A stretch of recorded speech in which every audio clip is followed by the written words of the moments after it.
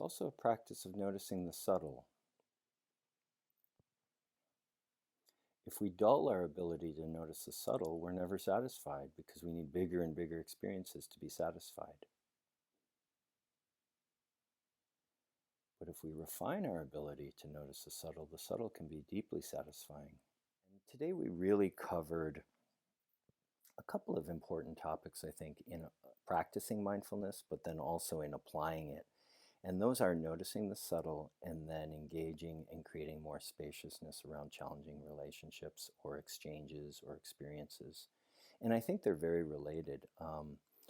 That capacity to notice the subtle, sometimes we miss cues. Sometimes we miss where somebody slightly frowns at something we said or gives a sideways glance or something. And if we would have sort of said, oh, hey, what was that? Or did I rub you the wrong way? Or, I mean, if we catch it early, it doesn't have to grow into this thing down the road that then is a big deal.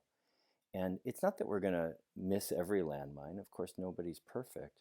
But by practicing mindful attention, noticing the subtle, holding spaciousness during challenge or during transition, and again, we're all always in transition of some form.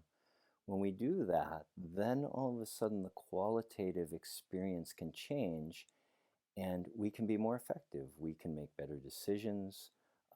We can execute better in any relationships, especially multiple person relationships like teams working together. All of this changes when each individual is willing to look at things in a slightly new way. And everybody doesn't have to be on board. It's helpful if everybody's on board, of course, but even one person that sort of makes a decision that I'm not going to react in the ways that maybe our culture has reacted historically, whether that's company culture or the town we live in, or whatever the case may be. When one person says, I'm going to try something new, I'm going to do something slightly different. The important thing around practice is to continue to practice. Practice, by definition, is always perfect. It's not that practice makes perfect. Practice is perfect because practice is developmental. It's process-based rather than content-based.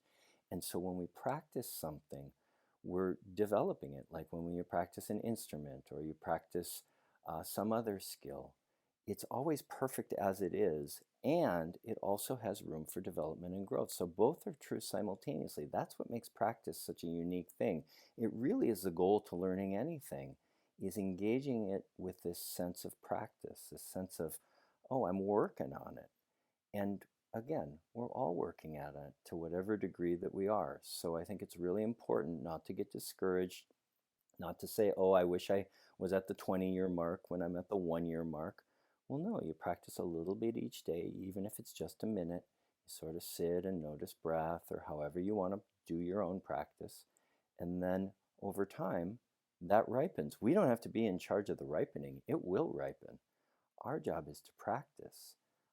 Maybe you've heard it's our job to show up.